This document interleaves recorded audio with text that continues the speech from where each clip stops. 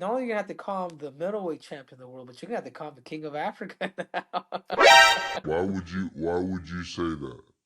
Because that was the whole debate, Kamaru. What debate? The battle for Africa goes down this weekend as former UFC champions Kamaru Usman and Dricus du Plessis finally square off to determine, once and for all, who is the lineal king of Africa. I'm just kidding, y'all. The reality is, none of these three men have ever held that title. There is another African champion, the one true king of the continent, and his name is Mike Perry. Now, if you haven't noticed already, these two future first ballot Hall of Famers have been not so quietly circling each other for a number of years. However, for most of that time, the fight has not seemed very likely, due mostly to the mismatch in weight classes, but also, of course, due to DDP's ongoing beef with Kamaru's friend and fellow countryman, Israel Adesanya. Well, fellow countrymen might be a bit of a stretch. Black outside, China inside. I am Chinese. All the same, it's a beef that's been simmering slowly over the past few years, and now with the Adesanya rivalry largely in the rearview mirror for du Plessis and Kamaru stepping up to this 185-pound weight class, we once again have a champion versus champion, African on African matchup on the horizon. And the score is going to be settled this Saturday in Oklahoma? Seriously? It's in Oklahoma? Why? Seems like a missed opportunity. Could have at least done it in Black History Month. Boys, is it just me, or does this fight seem like it's been kind of overshadowed by UFC 329? In reality, this is a massive fight, or at least it should be. I mean, this is as good as McGregor-Holloway, in my opinion, if not better. There's real title implications and a lot of legacy on the line here in this matchup between two guys that have not always been on the best of terms, two guys that are not only former champions, but champions that were able to defend their title multiple times each. Now, you already know from the title of the video, we're rocking with the South African. I'm picking Dricus du Plessis to win the fight. And yes, for the returning viewers, we will be slamming the DDP moneyline once again. Oh my God, bro. Oh, hell no, man. What the fuck, man? Swear to God, if DDP gets wet blanketed for 5 rounds again, this will be my last video. But rest assured, we have faith in Dricus. We believe in the return of Still Knox, the goofiest goober to ever goof in the UFC, the man I once called an infinite money glitch. In this video, I will be explaining why it is that I still have faith in Still Knox, why I think he gets it done this Saturday in Oklahoma. But first, we got to talk about the circumstances surrounding the fight night, surrounding this grudge match going down in Oklahoma City. If the UFC doesn't want to promote this fight, Recon MMA, will do it for them. Other than the venue, the location, I absolutely love this booking. It's the perfect matchup to transition off of the high and then subsequent low of that UFC 329 event. If for no other reason than the fact that this main event can't possibly deliver less than McGregor-Holloway did. Really hope I didn't just jinx that for us. Knock on white monster, boys. Seriously though, I would argue these two fighters are at similar levels of greatness compared to our 329 main event, if not even better. I mean, on the one side, you've got the former welterweight champion, Kamaru Usman, who most consider to be the second best fighter to ever do it at his weight class, an all-time great in his own right. And while the Nigerian Nightmare hasn't given us as many cinematic movie moments as Max Holloway, he does boast 5 title defenses in comparison to Max's 3, and a much cleaner record as far as the losses he's racked up in his UFC tenure. And on the other side, you've got DDP, who certainly isn't the star that Conor is. I mean, no MMA fighter is close to Conor in that aspect. But the South African has the exact same number of title wins as Conor McGregor. And let's be honest, Dricus is a far more relevant fighter in 2026. Let's not forget here, DDP is 1 fight removed from that middleweight title, and he has 2 wins over the current champion. And speaking of the champ, you know who else has a win over Sean Strickland? That's right, Kamaru Usman. So yeah, I would argue this is at least as good, if not a better main event than last week's main event, as both of these men could angle for a title shot with a win here. And while I certainly can't guarantee my pick, I mean, if you're a regular around here, you know my locks are often more like, well, break-ins, where I lose all of my belongings via gambling addiction. But what I can guarantee for you guys is that whoever wins this fight, they will for sure be calling out Sean Strickland in the post-fight interview, calling for that title shot. And I reckon with a finish, they really might get it. They might be able to skip Nasruddin, who doesn't seem to be favored by the UFC brass. I mean, a title opportunity after this fight is especially realistic for Kamaru Usman, in my opinion, if he can get a finish. But that's not going to happen because Dricus du Plessis is back and he's going to be goofy maxing his way back into the title picture. And yeah, man, I just love this matchup. I've been wanting it for a while and I never thought we would actually get it. Not only because of the title implications, but like I said, there's a lot of legacy on the line here for both men. This fight makes a lot of sense for both the Usman and the Du Plessis camp. Both of these men want each other's names on their resume, and I think more importantly, neither of these guys want to walk away as the loser of what is a personal grudge match kind of fight. I definitely get the sense that there is a lot of mutual respect here, but there will be no love lost in that cage. This is personal for both of them. Remember, y'all, this is really just a continuation of one of the ugliest buildups, the most heated rivalries in recent UFC history. And yes, while Izzy and DDP were able to bury the hatchet post UFC 305, which I for one was personally happy to see, this is supposed to be a respect sport after all, this weekend that hatchet is getting dug up. And it's being dug up in Oklahoma City. Why isn't this fight going down in Africa? This was for sure the best chance the UFC has had to this point to do an event in Africa. We all know they're not going to bring a numbered event to any one of these countries, as the UFC is all about price gouge maxing us on the ticket prices in 2026. So if they're going to do an Africa event, it's going to be a fight night, and they already missed that opportunity with the real true king of Africa, Francis Ngannou. Izzy's probably retiring soon, so why not bring the only fight night you have ever had headlined by two African-born fighters, born on that continent? Why not put it, I don't know, in that continent? But no. Put it in the middle of the United States. Put it where the tornadoes are. Put it in Timothy McVeighville, Oklahoma City. I mean, if we're gonna do this fight in the plains of North America, at least put it in Nebraska so Marty can fight in front of his home crowd. That's actually not a half bad idea, y'all. I can actually picture it now. You could have brought back Anthony Smith. He's fighting out of Omaha, and he is coming off a win. On paper, he is also a champion, possibly of the African variety. And you just know Nebraska's own Drew Dober would have signed up for literally any fight against an African. You probably wouldn't even have to pay him to take that fight. But alas, this fight is already booked, and it's going down in Oklahoma. So I guess UFC Africa is going to have to wait for Ateba Gautier to become the 5th African champion. For now, though, we can enjoy the first African-born champion versus the most recent African-born champion. And I, for one, will be going with the younger, more recent champion in Dricus du Plessis. And largely, I am going to be picking Dricus based on that youth factor here. I think a prime Kamaru Usman is a very hard matchup for Dricus stylistically. But on a scale from peak form to absolutely cooked, absolutely washed, Kamaru's somewhere in the middle. Where exactly, I'm not sure. This is definitely not an over-the-hill fighter. This isn't Benny Dariush being rolled out for his 7th KO. Jesus Christ, Dana, please stop offering this man fights. I like Benil. I want to make sure the dude can still form sentences in the later part of his life.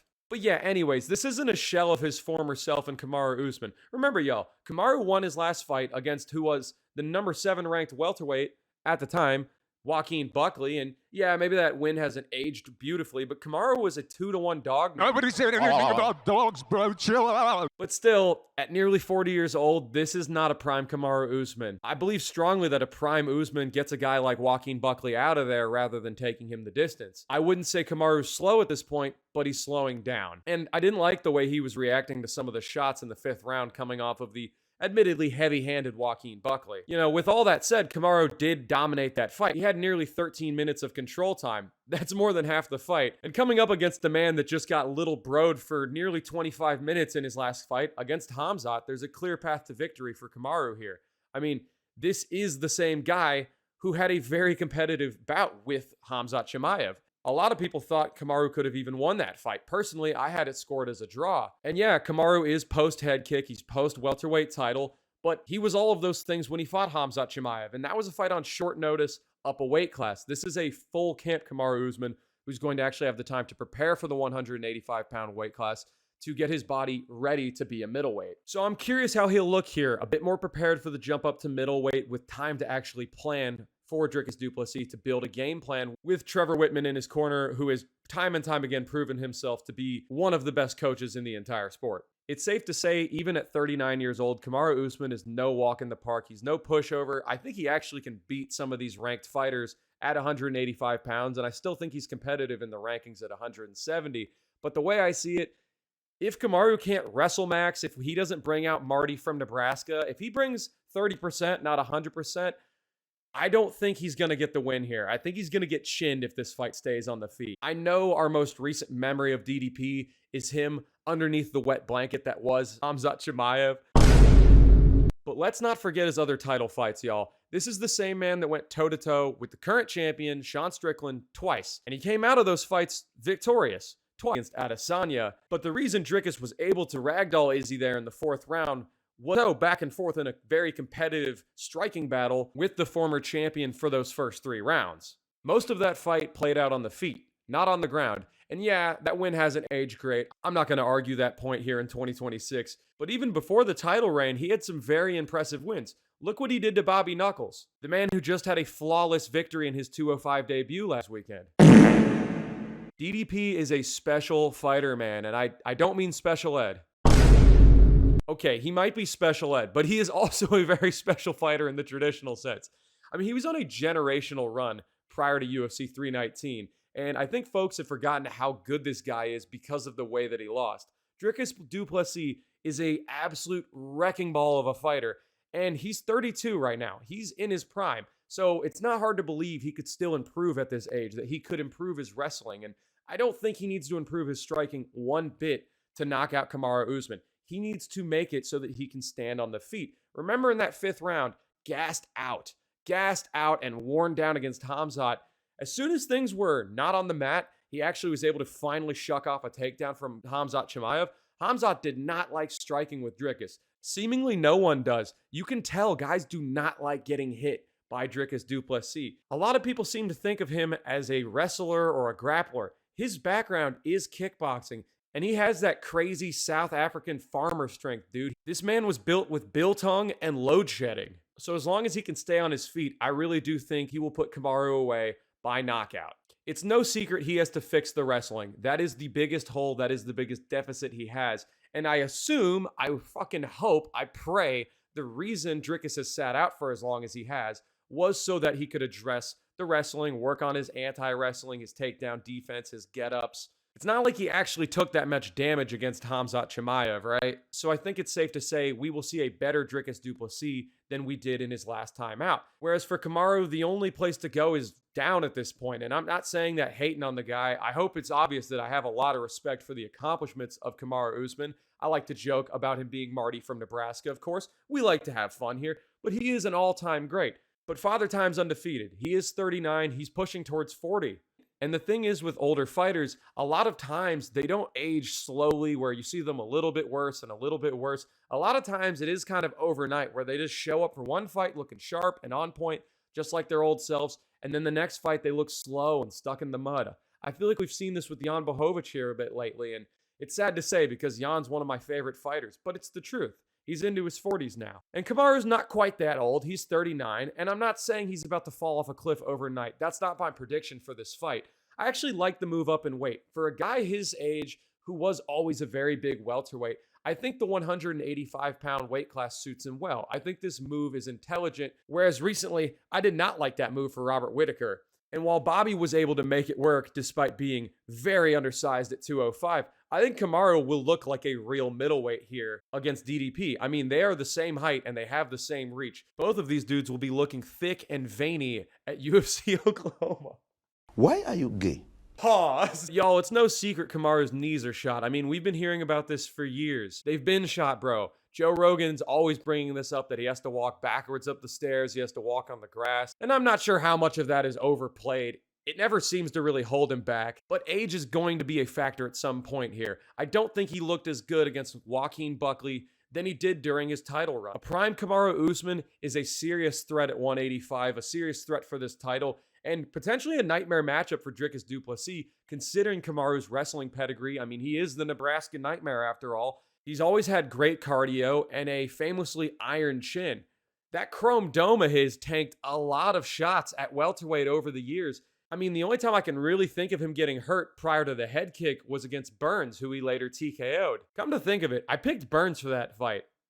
I also picked Colby to beat Usman, and I picked Kamaru to beat Khamzat, and I thought for sure that Marty would beat Leon, and then he got head kicked. You know, maybe don't trail this pick after all, you guys. I mean, I nearly got all of those picks right. Ultimately, I got all of them wrong. But the reality is that uncrackable chin, it did finally get cracked, and it got cracked bad. Getting put out stiff with a flush head kick is not like getting ground and pound TKO'd. Trust me, I would know.